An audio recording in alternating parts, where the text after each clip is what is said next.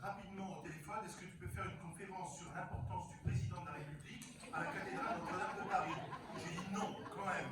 On ne va pas déplacer le recteur pour ça. Hein. Par contre, parler du Sacré-Cœur, oui. Oui, et ça, je veux avec grand cœur. Parce que c'est tellement important. Notre monde est tellement un monde qui souffre de ne pas savoir aimer, qui ne sait pas aimer, qui a mal aussi au cœur, qui est malade du cœur. Hein. Il y a un problème de cardiologie dans notre monde aujourd'hui. Hein. Je pense qu'il faudrait des cardiologues. Et le Seigneur nous appelle à être des cardiologues, mais de son cœur à lui. À lui. Alors, en réalité, vous croyez peut-être que c'est le Père Bruno qui m'a invité, mais j'ai été aussi relayé par Animata. Hein. Non, c'est pas eux qui m'ont invité, même s'ils ont été un relais. Ce soir, c'est Jésus lui-même qui nous a invités. Amen. Amen.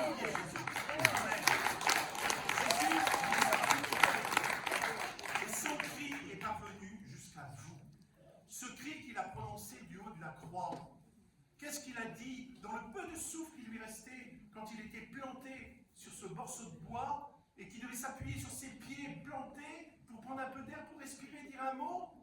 J'ai soif. Et il s'est tombé. Cette soif, bien sûr, elle est une soif physique, oui. Mais il y a plus que ça. Il y a beaucoup plus que ça. Jésus a soif d'amour. Jésus a soif d'être aimé. Jésus a soif de vous donner son amour. Et sur la croix, eh bien nous sommes presque, c'est une image que je prends, hein, nous sommes presque comme sur un volcan. Vous savez, un volcan, quand on a un volcan, on ne sait pas ce qu'il y a en dessous. Puis d'un seul coup, ça monte, puis on se dit, il ne se passe rien, puis d'un seul coup, ça jaillit. Ça jaillit. Eh bien sur la croix, c'est un volcan, mais un volcan d'amour. Jésus a son cœur comme comprimé, et il veut laisser répandre ses flots d'amour, ces flots ardents de charité, comme il le dira Marguerite Marie, pour les diffuser, les répandre sur notre monde. Et sur la croix, c'est le moment où la source est ouverte. Alors, cette soif, eh bien, il l'a dit à Marguerite Marie. Il l'a dit, j'ai soif de ton amour. Et ce soir, il nous dit, j'ai soif de vous donner mon amour. J'ai soif de vous découvrir les secrets de mon cœur, que vous ayez en quelque sorte le décodeur de l'amour. Mettez-vous à l'école de mon cœur, dit Jésus. Mettez-vous à l'école de mon cœur. Et le pape François, qui a rédigé une encyclique sur l'amour humain et divin, hein, du cœur de Jésus-Christ, en fait le constat à l'échelle planétaire. Le monde souffre du cœur. Le monde souffre du cœur. Et il nous invite à retrouver le chemin du cœur. Alors, je cite le pape François, à l'heure où l'on donne à la machine des pouvoirs énormes et où certains imaginent qu'elle pourra dominer l'homme, notre pape rappelle que ce qui fera toujours la différence, c'est le cœur. Le cœur. Dans ce monde numérique, au rationalisme permanent, cette spiritualité du Sacré-Cœur, eh bien, tombe à pic et elle peut sauver notre humanité des ornières dans laquelle elle est en train de tomber. Son encyclique, frères et sœurs, vous m'entendez? Son encyclique, c'est une thérapie. C'est une thérapie contre toutes les détresses, les horreurs et les manquements de l'amour. Donc, si vous voulez guérir votre cœur, lisez cette encyclique. Lisez la posologie. Quand on prend un médicament, on lit la feuille. Tu dois prendre machin, attention, mais ne mélange pas les trucs, les désagréments qu'on peut avoir après, etc., etc. Eh bien, lisez-la. Lisez-la. S'il n'y en a plus, vous dites au Père Bruno d'en racheter. Vous allez l'acheter. Voilà. Prenez-la et lisez-la. Ce n'est pas simplement de la prendre pour dire j'ai l'encyclique. Il faut s'en nourrir.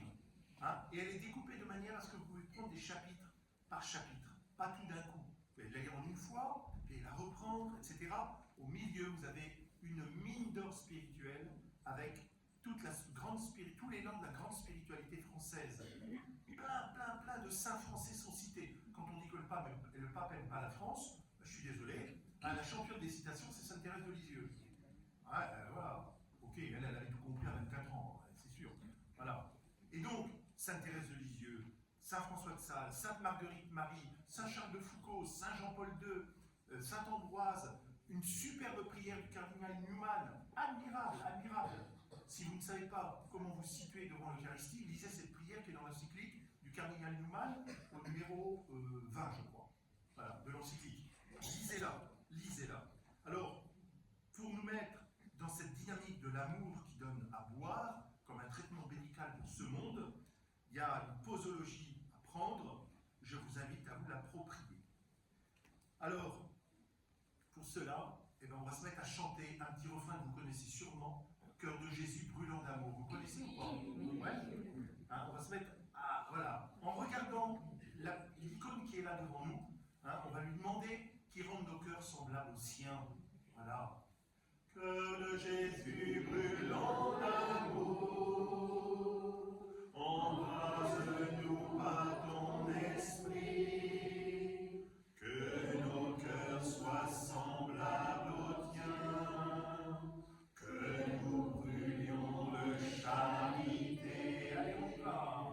Cœur de Jésus brûlant d'amour, embrase-nous par ton esprit, que nos cœurs soient semblables aux tiens, que nous brûlions de charité. On peut ouvrir les mains si on veut chanter avec cœur. Cœur de Jésus brûlant d'amour, embrase-nous par ton esprit, que nos cœurs soient semblables aux tiens, que nous brûlions de charité. Amen. Alors oui, ce soir, Jésus vous a choisi. Il vous a choisi pour que vous soyez ses relais. Vous savez, quand on est avec Internet et qu'on dit qu'on ne capte pas, on capte mal ici, c'est parce qu'il n'y a pas de relais. Il y a besoin de relais, de la fibre ou de je ne sais pas trop quoi, pour que le message passe, pour que les ondes passent. Eh bien nous, le Seigneur nous choisit pour être des poteaux relais, pour que son amour passe et que ça se diffuse dans ce monde. Voilà. Alors, il vous choisit pour être ses relais, personnellement et dans vos familles. Dans vos familles. Combien aujourd'hui, frères et sœurs, la famille est attaquée? Combien aujourd'hui la famille est attaquée? Vous voyez? La famille, alors on te la met à toutes les sauces, à toutes les compositions. Hein, maintenant, il y a du polyamour, il y a tout ce qu'on veut. Voilà. Bientôt, on va arriver avec les bêtes. Hein, ça va commencer, c'est normal. Hein, voilà. Et par contre, la maltraitance humaine, on s'en fout. Mais voilà. Mais par contre, c'est bien d'avoir des chiens, des chats dans le lit, tout ce qu'on veut. Enfin bref. Vous voyez, on est dans un monde, j'allais dire, détraqué, désordonné. L'ordre, on l'a perdu. On l'a perdu. Mais le Seigneur, lui, nous invite à retrouver le chemin de son cœur pour mettre tout ça dans l'ordre. Et il n'est pas là en train de juger ce monde en disant il est mauvais, il n'est pas beau, il n'est pas bien. Mais là, Jésus est venu l'aimer, ce monde. Et il souffre de voir ce monde s'abîmer. S'abîmer parce qu'on a perdu le décodeur. Voilà. Et nous allons être, vous voulez être les relais de son cœur. C'est ça qui est important. Être les relais de son cœur. Alors, Dieu, dans une tendresse infinie pour chacun, nous a fait un cadeau immense. Il nous a donné son Fils. Dieu a tant aimé les hommes, dit Saint Jean, qu'il a donné son Fils. Alors pour cela, nous n'avons pas d'exploit à faire. Pas d'exploit surhumain. Nous n'avons rien à faire de spécial pour le recevoir. Il le sait, parce que si compter simplement sur nos propres forces, on n'irait pas très loin. Pour être des relais, hein, la déconnexion se ferait rapidement. Mais si on compte sur lui, et si on lui dit Seigneur, me voici, je me présente à toi pour être ton relais d'amour, ce relais de ton cœur, alors là, le Seigneur va se servir de nous. Il va se servir de nous. Est-ce que nous voulons aimer comme Jésus? Est-ce que nous voulons accueillir le cadeau de Dieu, de son sacré cœur? La question, elle est là. Si nous le voulons, oui, vraiment, je le veux du fond du cœur, et pas du petit bout des lèvres, ouais, bon, peut-être un peu, on verra, enfin, tout ça. Non, si c'est ça, c'est pas la peine. Vous pouvez repartir tout de suite. Est-ce qu'on le veut vraiment, au fond de son cœur? Le Seigneur, on l'a lu il n'y a pas longtemps dans les lectures de la semaine, lecture de l'Apocalypse. Hein, l'église de Laodicée. Vous savez ce qu'il y a? Ce que je te reproche, c'est que tu sois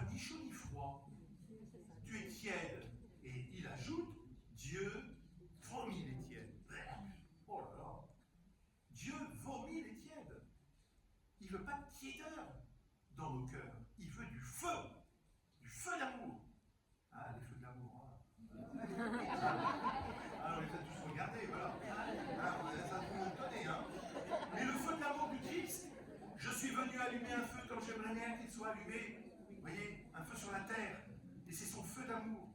C'est ce feu d'amour qu'il veut allumer en nous pour qu'on embrase le monde. Alors ce soir, si vous voulez ça, eh bien vous ne vous êtes pas trompé d'adresse. Vous êtes bien au bon rendez-vous. Vous avez bien fait de venir ce soir. Alors essayons de comprendre jusqu'où Jésus est allé pour nous dire qu'il nous aime. Il est allé jusqu'au bout de sa vie, au bout du bout de sa vie. Il est mort sur la croix comme un malfaiteur alors qu'il n'avait commis aucune faute. Et du haut de la croix, aucune parole de haine, aucune parole de vengeance du haut de la croix, que du pardon et de l'amour.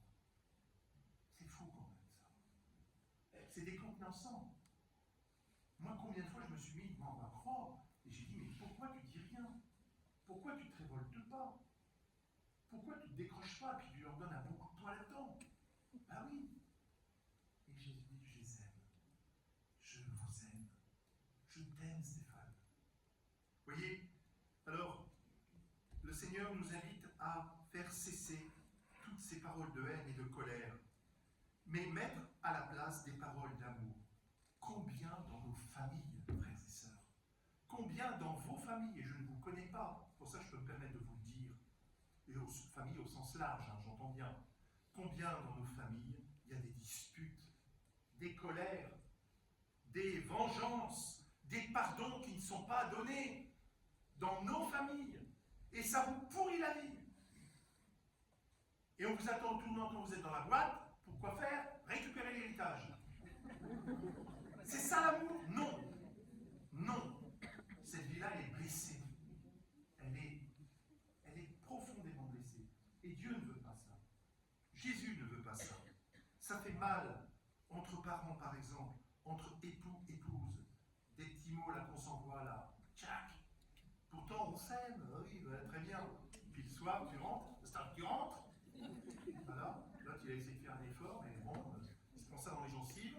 Voilà. Tiens, on tient descendre une poubelle. Oui. Voilà. Tchac. Voilà.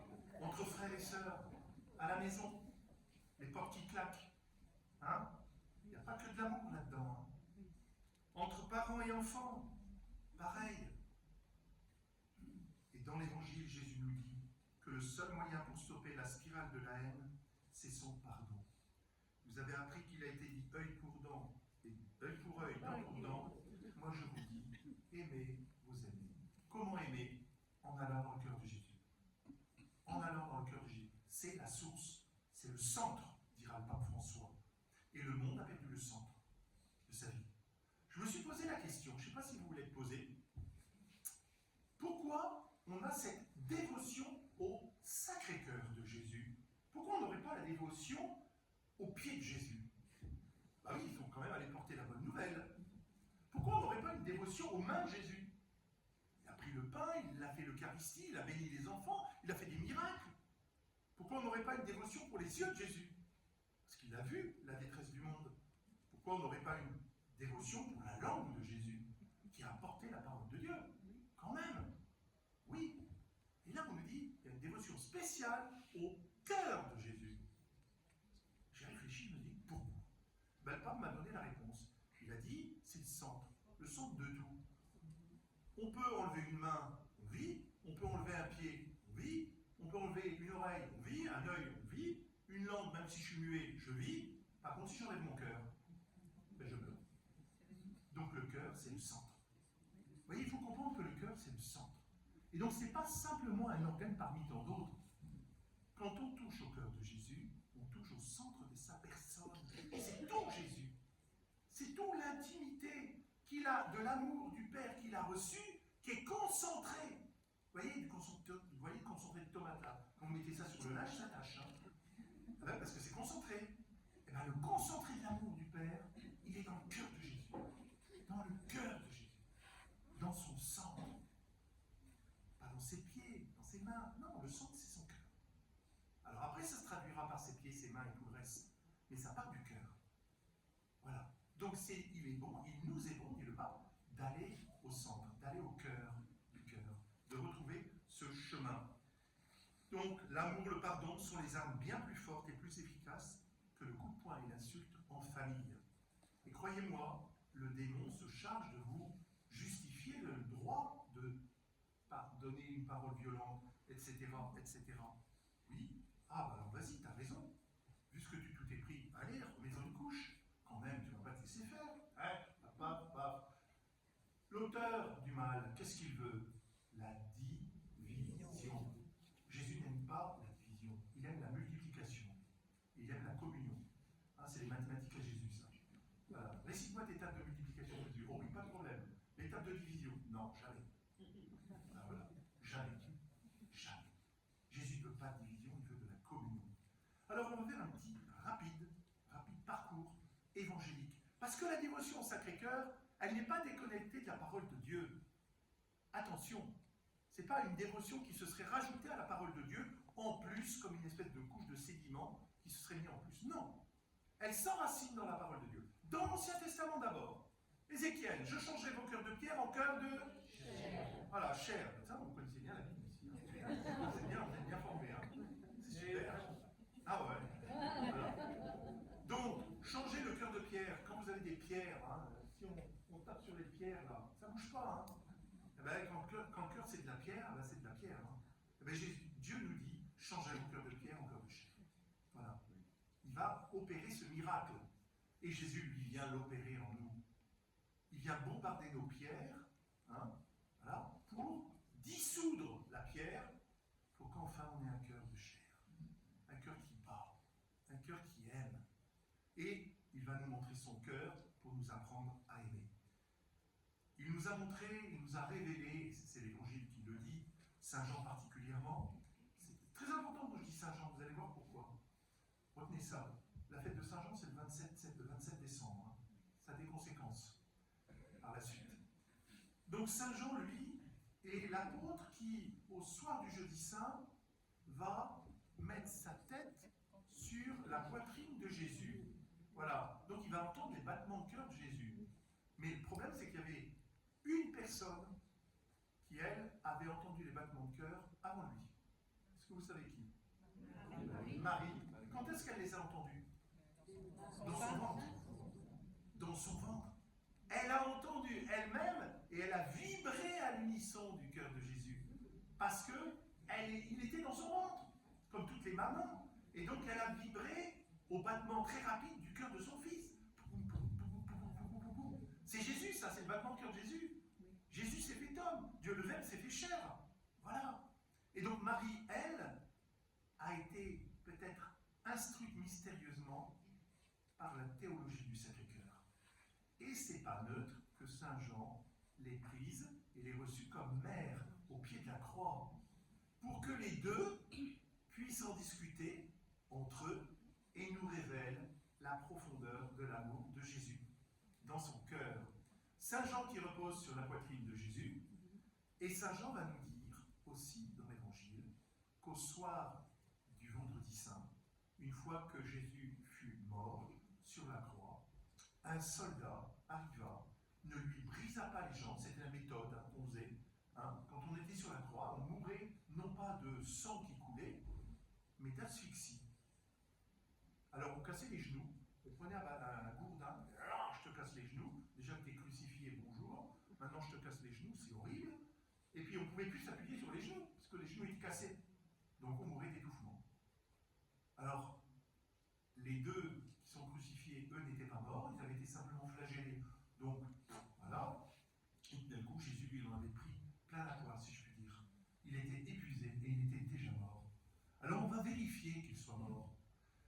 Et du haut de la croix, hein, Jésus mort, et bien le centurion va prendre sa lance et va lui percer. Alors, attention, le mot, on peut le traduire en grec. C'est très important. On lui ouvrit le côté. C'est une ouverture. C'est pas percer. Percer, ça fait, ah, ok, il y a le geyser, il y a le volcan, il y a l'image, mais on peut mettre aussi percer et ouvrir.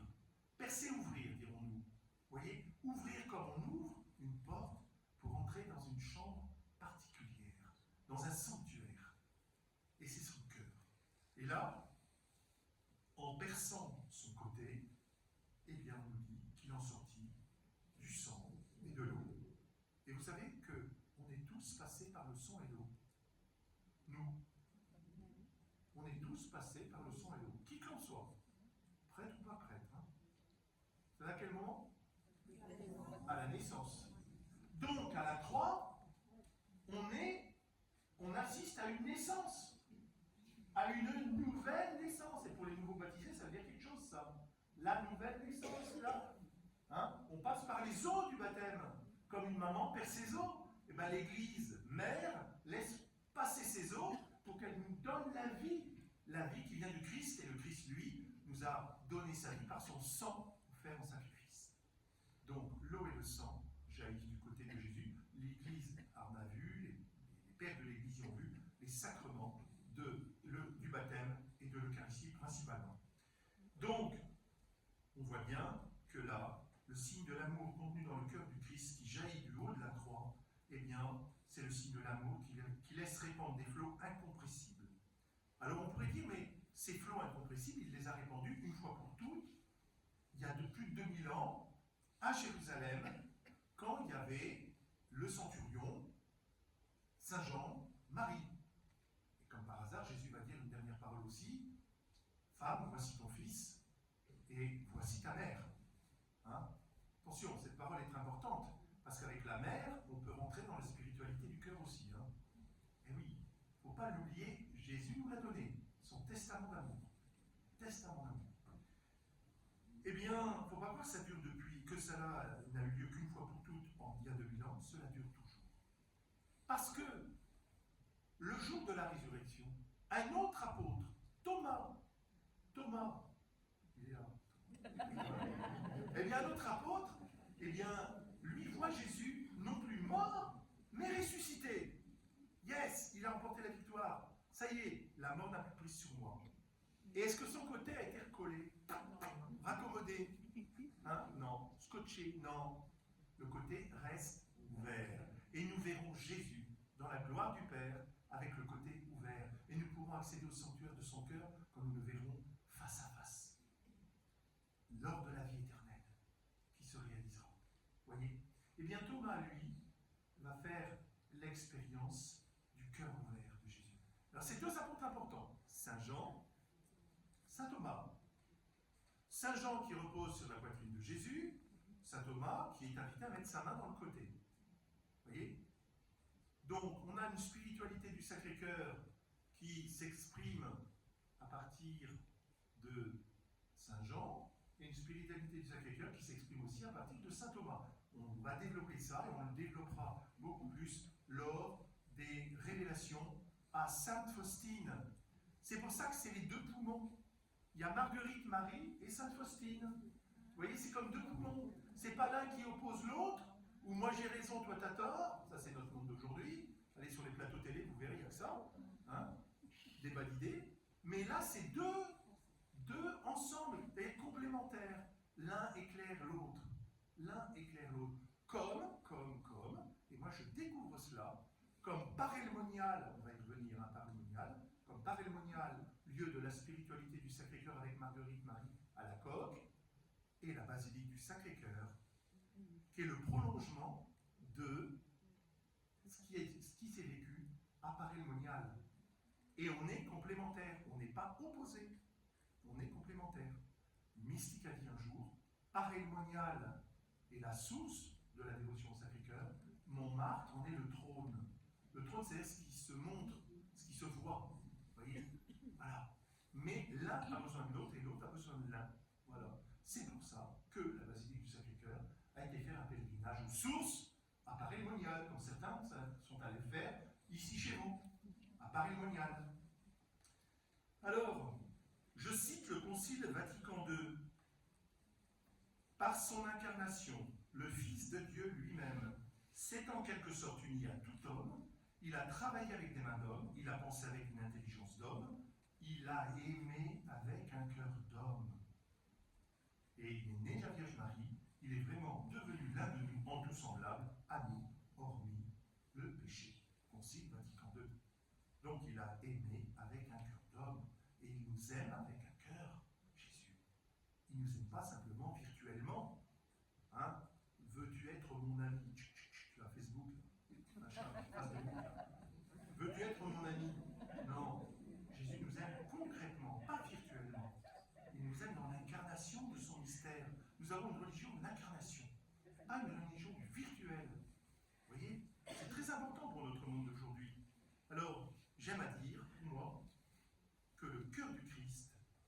l'épiphanie de l'amour de Dieu.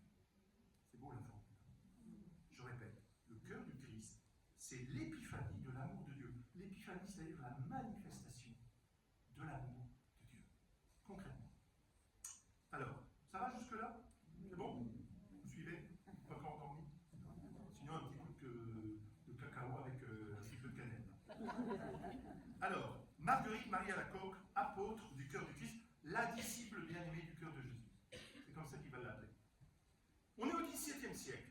XVIIe siècle, le grand siècle, Versailles, Louis XIV, l'État c'est moi. Ça n'a pas changé aujourd'hui.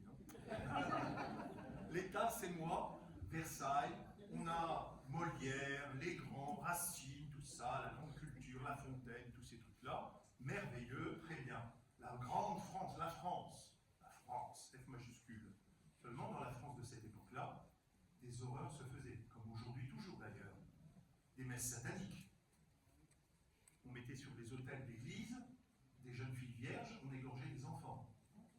On arrachait les cœurs dans le royaume de France, dont le roi était le lieutenant de Dieu, il tenait lieu de Dieu dans le royaume. Et il a eu des grands soucis avec ça, et s'est répandu toute une frange d'affaires, des poisons, et tout ça, à ce moment-là. Et, en plus, l'opulence des riches sur les pauvres était terrible, terrible, terrible.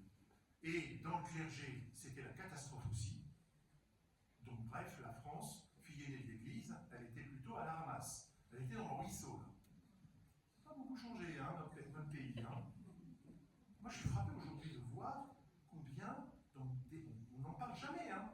Quasiment toutes les semaines, il y a une ou deux églises qui sont profanées. Une ou deux églises profanées dans notre pays. Vous vous rendez compte? Alors, c'est pas simplement un petit gamin qui jette un caillou, qui casse un carreau. Hein. Bon, on a tous été gamins, hein, c'est ce que c'est les bêtises. Mais on prend les hosties, on les jette par terre, on casse les statues, on profane, bref. J'en passe et des meilleurs, on pourrait parler longtemps de cela. Donc, dans cette époque, eh bien, une petite religieuse, une visitandine, religieuse de la visitation. Visitation, c'est Saint François de Sales. Hein, d'où les citations du pape François sur Saint François de Sales. Hein, sur la dévotion à l'amour, le traité à l'amour de Dieu, le traité de l'amour de Dieu, très important. Et lui, il parle vraiment dans le concret de l'amour du cœur. Voilà. Donc, cette religieuse, à la visitation en Paray-le-Monial, 1671, c'est là où Jésus la veut. Il lui a dit, c'est là où je te veux, c'est là. Un trou perdu, hein. Paray-le-Monial, quand vous y allez, il y a la gare, d'accord, puis vous allez directement au sanctuaire. Ah oui, c'est pas Paris quand même, mince. Oh. Mais oui, mais c'est pourtant, Bethléem c'était pareil, hein, c'était tout perdu. Hein. C'est toujours dans des petits lieux que Dieu se révèle. Voilà. Il ne se révèle pas dans l'or des palais, pas à l'Élysée, mais voilà, Paray-le-Monial. Et elle va faire profession solennelle, elle va recevoir des grâces mystiques qui vont l'accompagner tout au long de sa vie. Mais elles vont culminer en 1673 et en 1675. On va voir ce qu'on appelle les trois grandes révélations. Les trois grandes révélations qui vont être les révélations du Sacré-Cœur.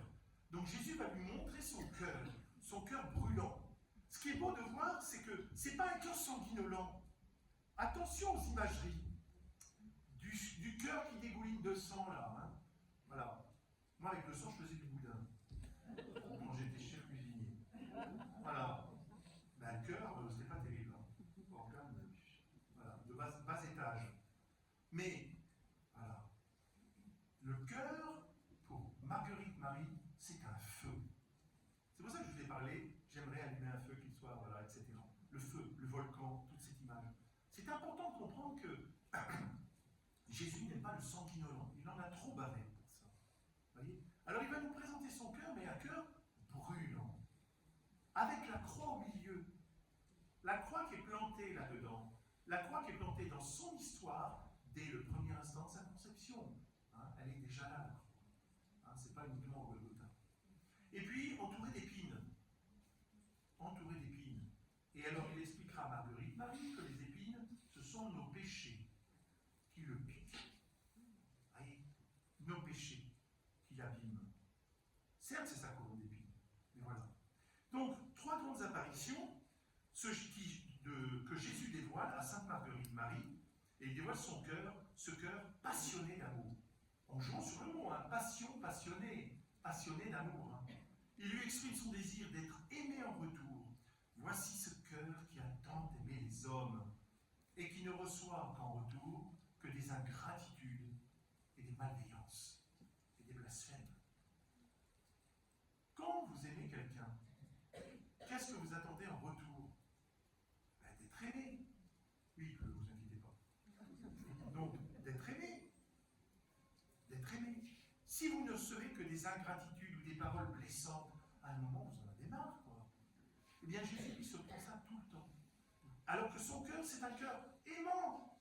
Et pareil, ingratitude, délaissement, abandon. Jésus n'est pas aimé. L'amour n'est pas aimé. Et il dira à Marguerite Marie, particulièrement dans l'adoration eucharistique, dans son Saint-Sacrement.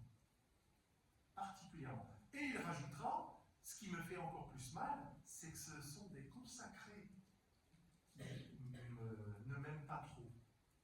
Ouais, ça fait mal, hein? Ça fait mal, hein? Donc Jésus attend des amoureux. Tiens, c'est la même chose que le pape François.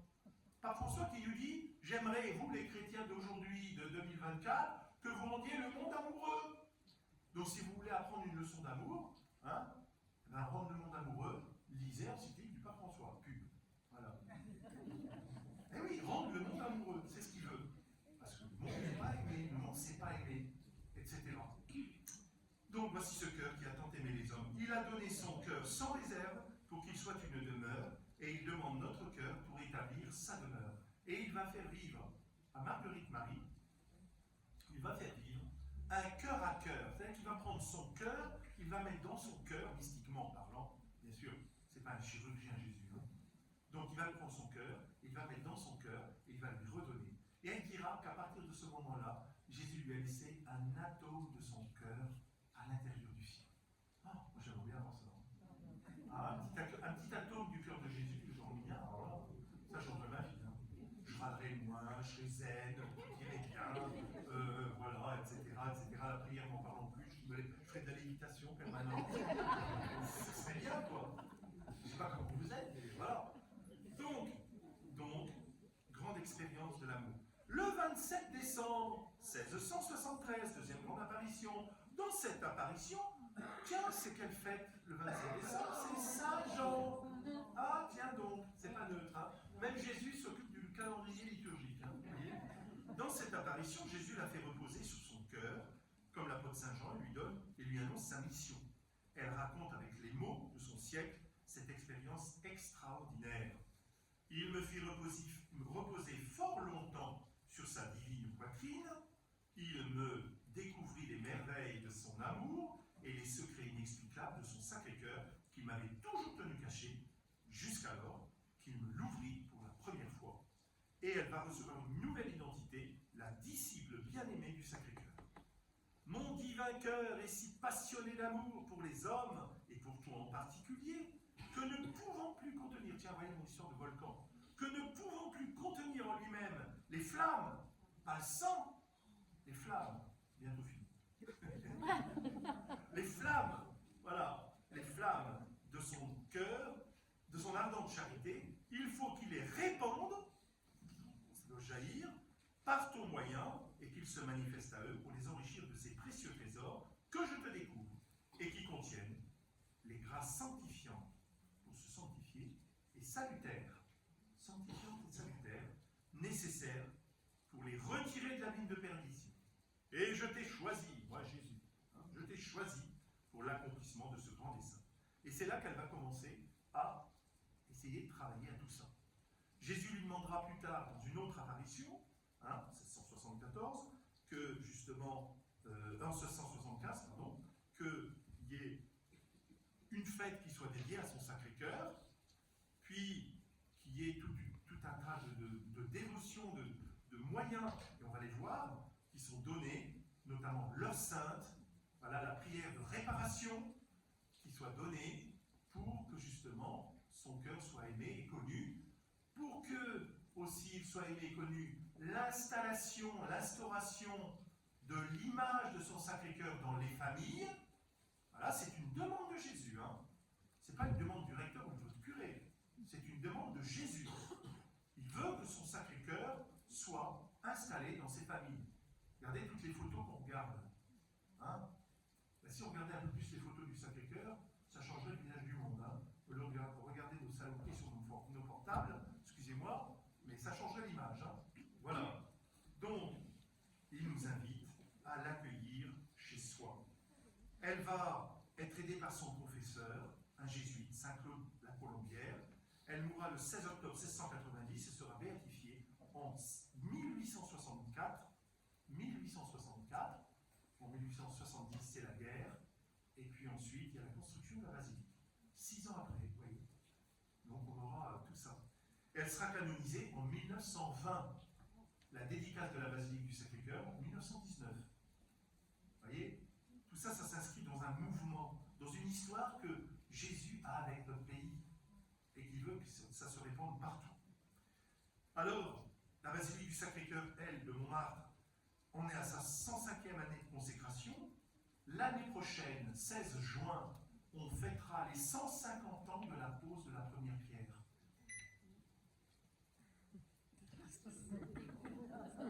C'est connecté, hein.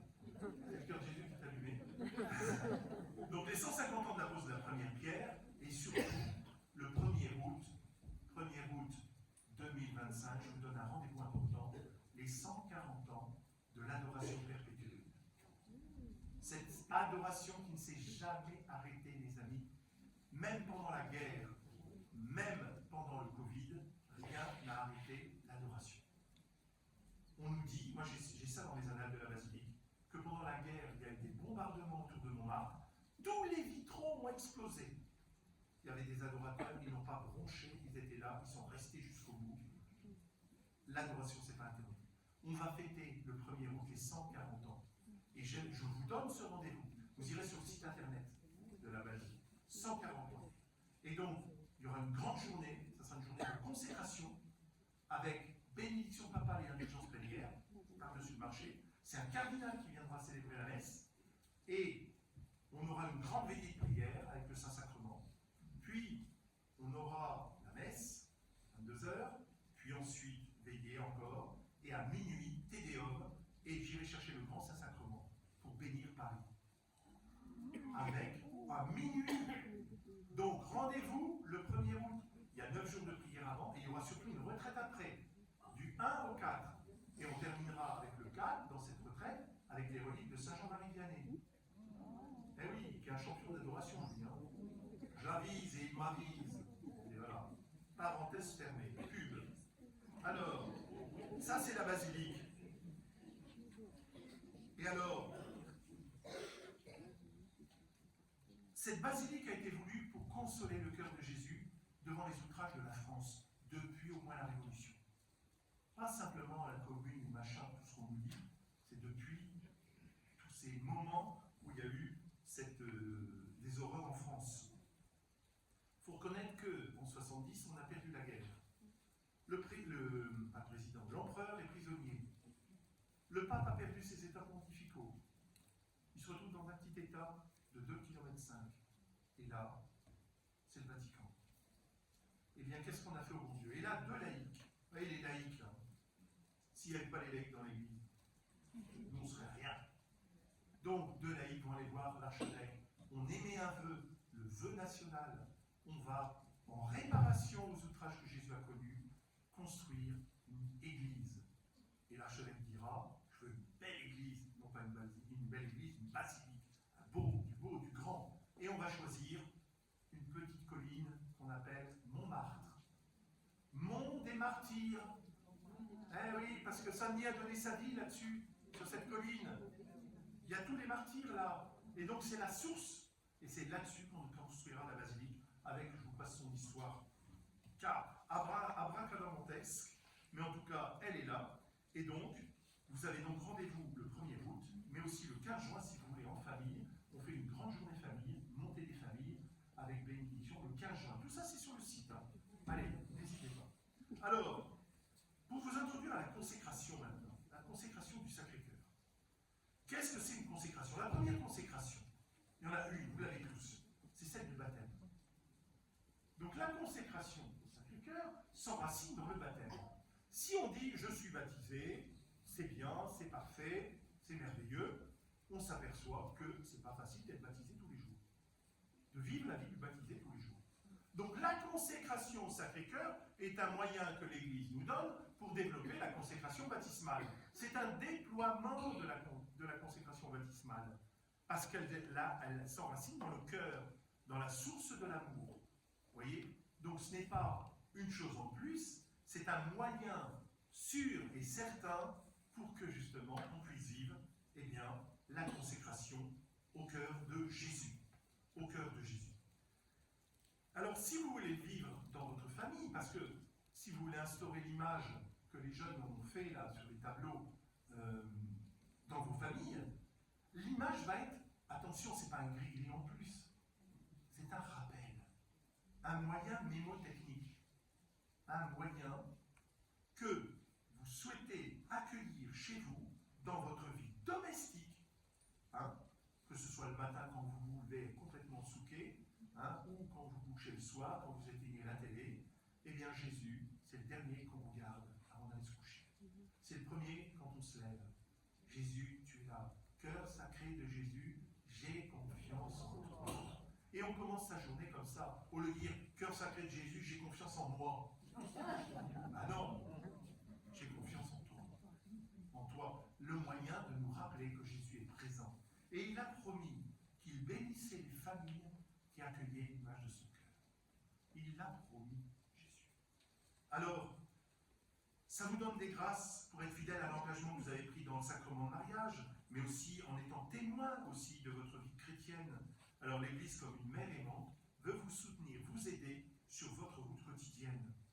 Et vous avez besoin de vous ressourcer, vous avez besoin d'être soutenu, aidé, encouragé. Alors en faisant une démarche de consécration, eh bien l'Église vous aide, vous soutient. Elle vous propose cela. Se consacrer au cœur de Jésus, c'est réciter cette prière que vous aurez pour vous consacrer en regardant l'image de Jésus, en vous rappelant sa présence. C'est une icône. Nos frères orthodoxes ont une grande dévotion à l'icône. Voilà, c'est signe sacré.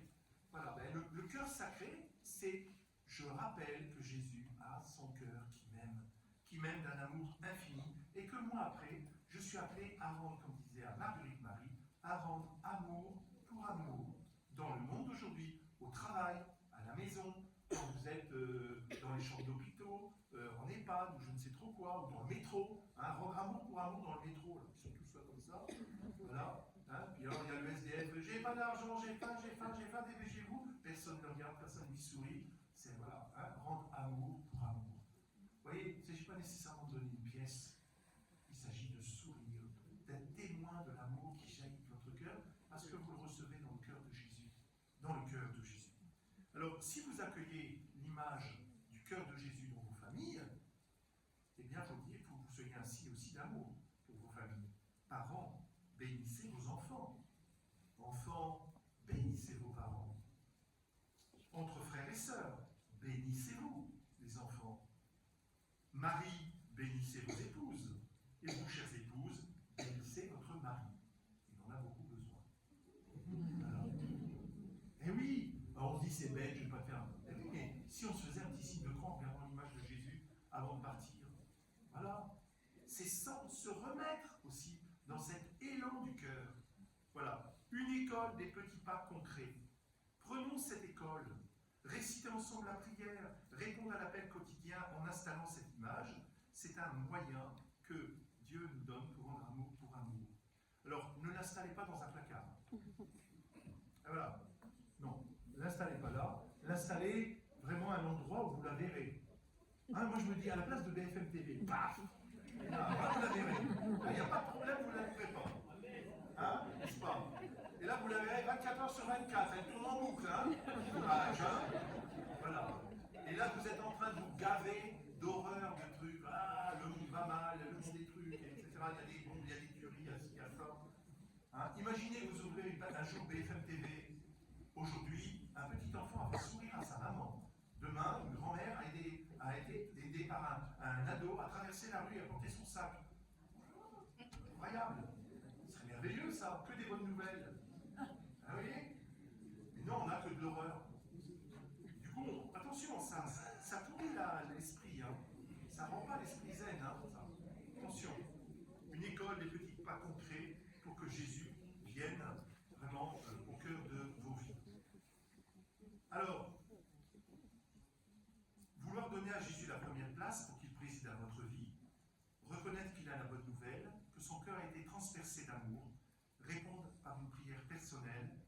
Alors il faut aussi se retrouver au cœur même de ce qui est important, de là où il nous donne aussi la puissance de son cœur, c'est dans l'Eucharistie. Dans l'Eucharistie. Le signe le plus fort de l'amour de Jésus, c'est l'offrande qu'il a faite de sa vie. C'est là où il va plus loin. Or, où actualisons-nous l'offrande de la vie de Jésus dans notre vie de chrétien? À la messe. Nous réactualisons l'unique sacrifice du Christ à la messe. Et on aimerait faire un arrêt sur l'image, mais on ne peut pas parce que le temps ne le permet pas. Eh bien, on aimerait faire un arrêt sur l'image au moment où le prêtre élève l'hostie en disant parle-lui avec lui en lui, à toi Dieu notre Père, tout honneur et toute gloire pour les siècles des siècles. Là, on pourrait s'arrêter et rester des heures en disant il est grand le mystère de la foi, il est grand le mystère de la foi, il est grand le mystère de la foi. Pendant des heures. Ben, l'Église, elle a trouvé un moyen. Ça s'appelle l'adoration eucharistique. Elle a dit ben, cette hostie consacrée, on va la mettre dans un soleil. C'est bizarre. Quand Marguerite Marie, dans la deuxième grande apparition, a vu Jésus, lui a montré ses plaies comme des soleils. 5 grands soleils. Vous voyez? 5 grands soleils. L'adoration, c'est l'arrêt sur l'image de l'unique sacrifice du Christ qui s'est offert, et c'est le cœur même du mystère de l'amour. Donc, quand on est en adoration eucharistique, on est plongé dans le centre de l'amour. Vous voyez, il n'y a pas opposition entre Sacré-Cœur et adoration. Non. On est dans la traduction liturgique de ce qu'est le mystère du Sacré-Cœur. C'est la traduction liturgique. Vous voyez, on le rend présent. Alors, ok, vous allez me dire, oui, j'adore tout ça, j'essaye de prier, et puis je pique du nez, je fais la dodoration. Hein, moi, ça m'arrive de faire de la dodoration. Et ça marche bien en général. Voilà, et bien donc, du coup, je dis ça parce qu'à Brasilie, on prie tout le temps, donc on est en permanence dans l'adoration, mais n'empêche que, voilà, vous êtes invités, même si vous piquez du nez, Seigneur, me voici. Vous vous réveillez, vous reprenez, Seigneur, je suis là pour toi parce que je t'aime, c'est un élan du cœur, donc Seigneur, me voici de nouveau, et hop, et puis d'un seul coup, vous êtes là, hop, ah tiens, demain, il faut que j'achète encore des et ça part, Seigneur, je reviens à toi. Vous allez peut-être faire quoi? Ne faire ça que pendant l'adoration des va-et-vient. Mais par contre, qu'est-ce que Jésus va voir, lui? Il va voir les efforts que vous faites pour être avec lui. Ça s'appelle de l'amour. Ça s'appelle de l'amour, ça. Les efforts que je fais pour être avec toi, c'est des efforts d'amour. Eh bien, Jésus, lui, voit cet effort d'amour. C'est ça qui lui compte. Il n'est pas là, il n'attend pas que vous soyez... voilà. Ah non, il le sait très bien. Puis vous avez votre fatigue, la journée, on décompresse, etc. Alors, ce qui est surprenant, c'est que quand à un moment, toutes ces distractions sont parties, et qu'on est là en cœur à cœur avec Jésus, là, on voit tout passer.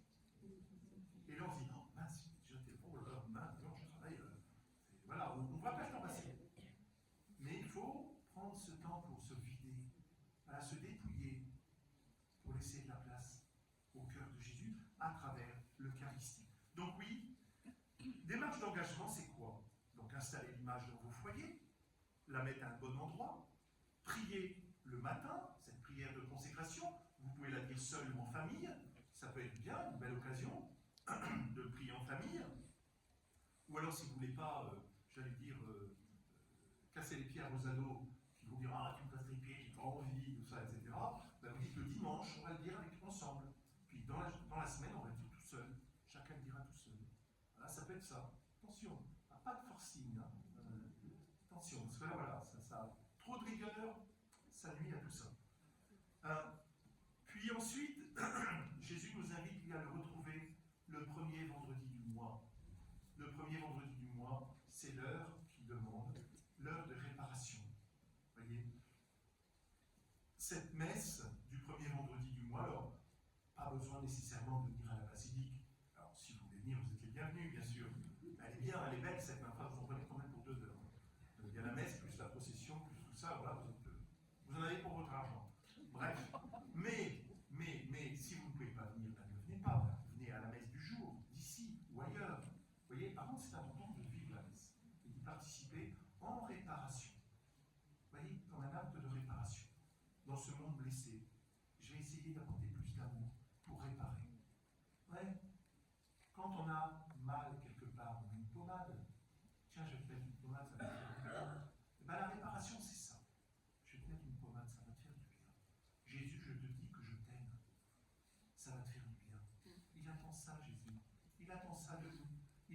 très amoureux de son cœur.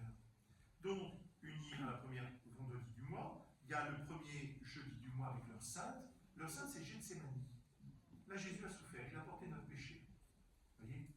Et du coup, en se préparant sur leur sainte, ça vous fait réfléchir que vous aussi, vous avez contribué à cette agonie de Jésus. Quand je dis vous, je dis nous. Nous avons contribué à l'agonie de Jésus. Vous voyez? Et du coup, ça vous invite à quoi? Une fois par mois, à vous j'ai des gros mots, confesser. Ah, mince. Confesser ses péchés, reconnaître ses fautes auprès d'un prêtre. Voilà. N'hésitez pas à le faire régulièrement. Voyez? Même si c'est difficile, ne vous inquiétez pas, le prêtre ne va pas enregistrer vos péchés, il a autre chose à faire. Voilà. Et il en a entendu des vertes et des pas mûres. Donc c'est bon, vous n'allez pas le choquer. Par contre, vous allez accueillir une grâce de libération, une grâce où le cœur de Jésus va pouvoir vous donner cette caresse de tendresse, cette caresse d'amour qui vient de son cœur. Et c'est sa miséricorde qui se répand là, dans la confession. Alors oui, pas Sainte Mère Teresa, Saint Jean-Paul II, qui est un grand amoureux de la famille, en 86, quand il a visité Paray-le-Monial, disait, eh bien, il lançait un appel aux familles, que je vous réitère à vous aujourd'hui. Eh bien, famille, sachez accueillir la présence du cœur du Christ en lui confiant votre foyer. Qu'il inspire votre générosité, votre fidélité au sacrement où votre alliance a été scellée devant Dieu. Je répète, famille, sachez accueillir la présence du cœur du Christ en lui confiant votre foyer. Qu'il inspire votre générosité, votre fidélité au sacrement où votre alliance a été scellée devant Dieu. Cœur sacré de Jésus, j'ai confiance en toi. Cœur sacré de Jésus, j'ai confiance en toi. Cœur sacré de Jésus, j'ai confiance en toi. Amen. Laissez-vous consumer par le feu de l'amour de mon cœur. Depuis l'aube des temps, je veux habiter au creux de vos vies. Je suis venu allumer un feu sur terre, comme je voudrais qu'il soit déjà allumé. Laissez-vous brûler par ma charité. Laissez-vous consumer par le feu de l'amour de mon cœur. Depuis l'aube des temps, je veux habiter au creux de vos vies. Je vous remercie.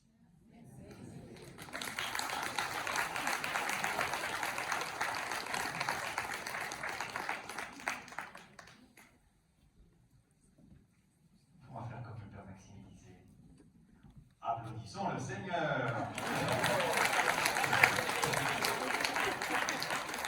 Parce que le premier que vraiment je voudrais remercier, c'est mon Seigneur et mon Dieu, Amen. qui m'a donné tant d'amour. Amen. Et ce soir, il nous l'a dit par la bouche du Père Stéphane, mais il nous l'a révélé encore davantage. Et merci Seigneur d'avoir actualisé cet amour pour nous ce soir. Merci, bien sûr Stéphane, d'avoir pris la peine de préparer cet enseignement, d'être venu jusqu'à nous. Oui, on vit bien ici à Cergy. Et on va vivre encore mieux si on fait cette démarche du Sacré-Cœur, d'introniser le Sacré-Cœur. Comme je l'ai dit à la messe, on ne va pas le faire tout de suite, rapidement, comme ça, l'air de rien. On veut que ce soit fait avec une vraie décision personnelle. C'est pour ça qu'on a mis un petit peu de délai entre ce soir et le 8 décembre pour que chacun ait le temps de décider vraiment du fond du cœur à froid et pas seulement dans l'élan de la conférence. Mais il est quand même temps de répondre avec gratitude par un engagement personnel. Alors merci, tu nous l'as bien expliqué, mais peut-être Aminata, tu peux nous dire ici dans la paroisse comment ça va se passer.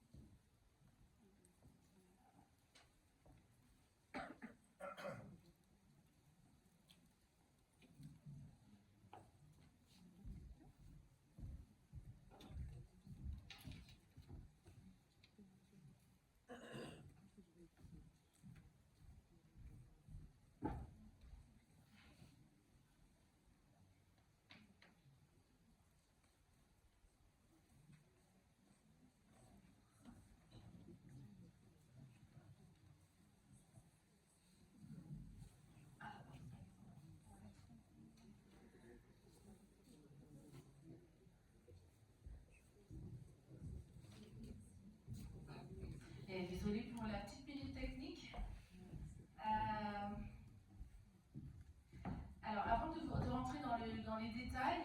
Je voudrais simplement vous dire qu'en fait, on a pensé ce jubilé tout au long de l'année et vous avez dû voir dès aujourd'hui ce document, voilà, qui est aussi en plein écran, affiché, donc je vois qu'il est là-bas, avec un autre tract à côté. Vous avez tout le programme annuel.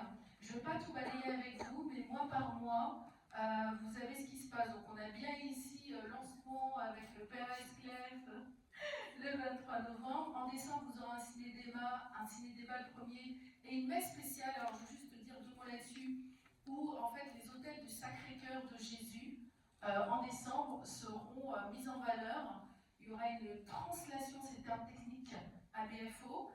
Donc je vous invite, j'en dis pas plus parce que c'est pas le sujet là, mais ce sera vraiment un moment à vivre ensemble. Je vous invite vraiment à venir, ce sera assez exceptionnel. Pour le reste de l'année, vous verrez qu'il y a des thèmes. Près de l'autel du Sacré-Cœur, dans chaque clocher, il y aura un thème qui sera mis en valeur chaque mois. C'est marqué à chaque fois dessus, donc je ne vais pas détailler, je vous laisse un peu découvrir. Et on terminera en fait cette année du jubilé au mois de juin, le mois du Sacré-Cœur, qui se terminera en fait le 27 juin, qui est le jour de la fête du Sacré-Cœur, dont a parlé le Père Stéphane Esclef tout à l'heure, qui a été demandé par Jésus. Donc ça, c'était la première chose. Je ne m'attarde pas là-dessus parce que c'est affiché, si vous voulez voir en détail un petit peu ce qui se passe, je vous laisse regarder. Le deuxième point, en fait, c'est sur l'intronisation, concrètement, comment ça va se passer. Alors, j'ai appelé Renélie sur l'estrade pour que vous visualisiez bien. Père, on peut avoir le deuxième, s'il vous plaît? Bien. En fait, ce qui va se passer, c'est que on va d'abord, on sera toutes les deux pour un petit peu organiser, assister nos padresses pour le calendrier. En fait, l'intronisation va se passer dans vos familles. Il y a juste un point que je voulais préciser. Quand on dit famille, on voit papa, maman, enfant. Je rassure que ceux qui sont tout seuls chez eux, par exemple les célibataires, j'arrive tout seul, ils ont le droit de demander l'intronisation. C'est pas, faut pas strictement avoir un mari et des enfants pour pouvoir demander l'intronisation chez soi. Voilà. Donc Rémi, je te laisse te présenter deux mots. Donc effectivement, je suis avec Aminata depuis le début dans le groupe de la Miséricorde divine. Dans ce cadre-là, donc je l'accompagne sur l'intronisation. Voilà. Et je fais partie aussi de l'animatrice de l'adoration perpétuelle. Merci.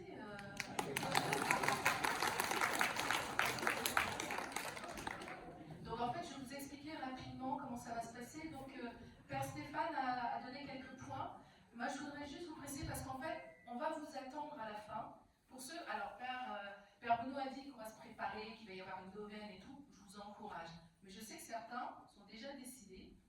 Donc, on sera présente à la fin. On va se mettre plutôt par là parce que voilà, ce sera peut-être plus simple pour prendre les inscriptions. Donc, passez le message aussi si jamais en sortant vous en parlez, que des gens sont intéressés. Voilà. En fait, on va s'en occuper. Ce sera peut-être c'est surtout pour alléger nos adresses et puis pour un petit peu dispatcher. Donc, je rentre dans le vif du sujet. Se préparer avant, c'est un moment important. Donc, je ne redis pas tout ce qui a été dit. C'est très pratique. Alors, il faut se préparer matériellement.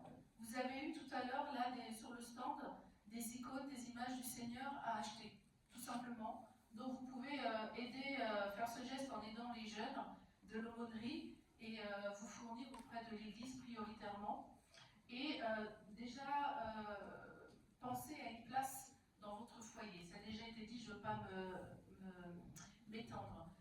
Le deuxième point important, et puis pour le reste, je pense que je vous laisserai lire, parce qu'on vous donnera ce petit tract pour tous ceux qui s'inscrivent. Ce qui va être important, c'est que oui, on va faire communautairement une neuvaine avant le 8 décembre, mais vous serez invités à faire une neuvaine chez vous pour préparer l'intronisation. Donc c'est important, c'est pour ça qu'il faut qu'on coordonne à deux, parce qu'on espère...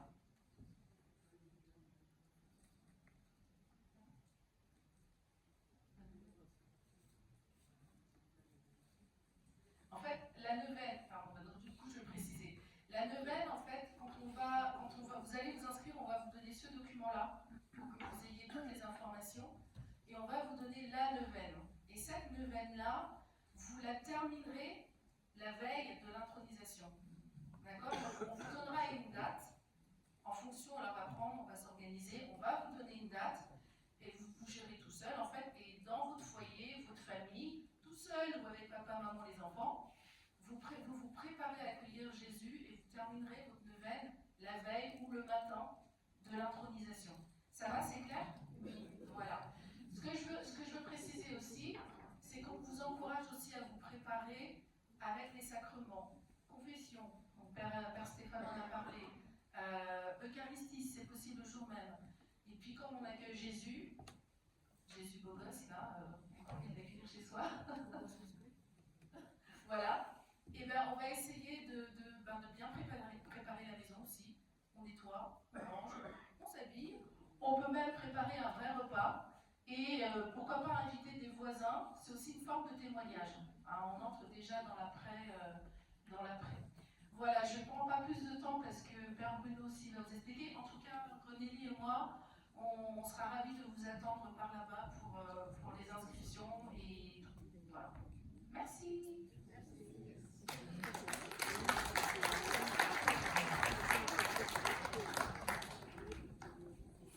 Le petit témoignage que je peux apporter, c'est que quand j'avais entre 10 et 12 ans, mon père m'a dit il faut que j'aille à la messe le premier vendredi du mois.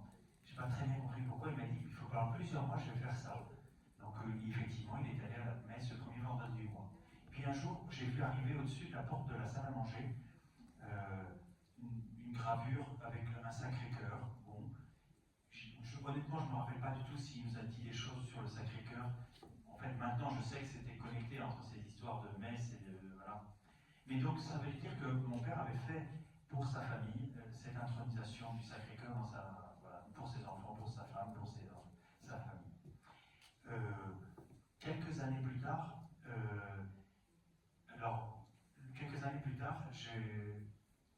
ma sœur et moi, notre vie spirituelle a complètement changé parce qu'on a été invités l'été à aller à Paray-le-Monial. Bien sûr, on était catholiques, on pratiquait à peu près régulièrement, mais c'était un peu flappy, on va dire. Et vraiment, ça a complètement changé notre vie, à ma sœur et moi. Et je peux dire que ma vie spirituelle a vraiment commencé ce jour-là. Qu'est-ce que j'ai découvert à Paray-le-Monial? Bien sûr, tout ce que vous connaissez déjà, mais la louange, le chant à l'Esprit Saint, la prière à l'Esprit Saint et l'adoration. Et je trouve ça trop génial, surtout la nuit. Ça m'a bouleversé, quoi. Et ça a inscrit en moi un désir de rencontrer Jésus régulièrement. Voilà. Je pense que c'est pas pour rien, à cause de tout ça, que finalement mon cœur s'est préparé aussi à devenir prêtre. Et puis, quand je vois la vie de certains de mes frères et sœurs, je vois qu'en fait c'est un peu la même chose. Ils ont des vies différentes, ils sont mariés ou ils sont. Mon dernier frère est aussi prêtre, mais tout ça, je pense que c'est pas étranger à cette intronisation du Sacré-Cœur dans notre famille. Donc méfiez-vous, c'est très dangereux. Ça a des conséquences. Hein. Voilà. C'est des conséquences qui peuvent avoir des suites très importantes. Très importantes. Alors, je vais devoir bientôt vous quitter. Je sais que ce qui est beau aussi, c'est que le Père Baptiste m'a réservé un séjour de jeunes de la paroisse, de vos paroisses, à la Basilique du Sacré-Cœur le 7 décembre. Alors le 7 décembre, je vais être un petit peu occupé puisque le président de la République et l'archevêque, comme je suis chanoine titulaire de Notre-Dame, je dois être présent devant les portes de Notre-Dame pour ouvrir avec l'archevêque. Donc ça va être une journée un peu chaude. Oui, tout à fait. T'inquiète pas, c'est maintenu. Mon agenda est bien calé. Non. Mais justement, je voulais rappeler ce moment de très beau lien qu'il y a entre ce que vous vivez ce soir et ce que vous initiez là et ce que les jeunes vont vivre.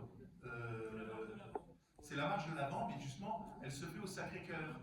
Il y aura une halte qui aboutira au Sacré-Cœur. Et donc, comme je ne veux pas vous laisser partir les mains vides, je vais vous remettre un cadeau. Je l'ai décidé là avec le Père Bruno, un instant. Je me suis aperçu qu'ici, il n'y a pas de statue du Sacré-Cœur. Donc je vais vous mettre une statue en albâtre du Sacré-Cœur. C'est les jeunes qui la rapporteront. C'est les jeunes qui la rapporteront. Elle sera votre réservateur des statues que vous avez dans le narthex, là, dans l'oratoire, pardon. Dans l'oratoire.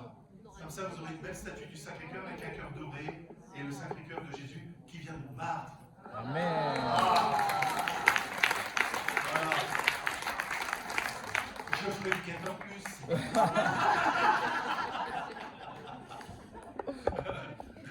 Voilà. Donc en tout cas, je vais devoir y aller parce que j'ai encore pas mal de épreuves derrière. Et j'ai été heureux d'être parmi vous ce soir. Et voilà, ce que vous faites là, c'est vraiment le rayonnement du cœur de Jésus. On n'a pas perdu son temps. Et plus le règne de l'amour sera connu, mieux ce sera. Donc vous voyez, alors vous pouvez venir à Montmartre, vous pouvez vous ressourcer, etc. Mais vivez la spiritualité du cœur de Jésus là où vous êtes dans votre vie quotidienne. Vous savez quel est le premier curé du Père Bruno? C'est Bibi. Et vous savez quel est le premier curé du Père Baptiste? C'est Bibi. C'est le premier curé du Père Thomas. Alors, Rien à voir. Mais il y en a, à mon avis, il y en a un qui doit être aussi très heureux de ce qui se passe ce soir. oui, Gaël. C'est le Père. Gaël, ouais. Parce que c'est lui qui a voulu installer cet adoratoire de l'adoration perpétuelle. Amen. Et donc, l'adoration perpétuelle, autant dire que c'est le lien avec Montmartre, avec le Et voilà. Sacré-Cœur, avec tout ce que tu as dit. Et voilà, et donc là, ça a mis Père dans le Gaël, cœur. il faut le prier Vous aussi. voyez, il a mis dans le cœur, hein. C'était pas prévu, hein. C'était pas prévu au programme, hein. Ah ouais. Comme quoi, vous voyez, c'est l'émotion intérieure, il faut se laisser guider. Rendre amour pour amour. Amen. Merci beaucoup.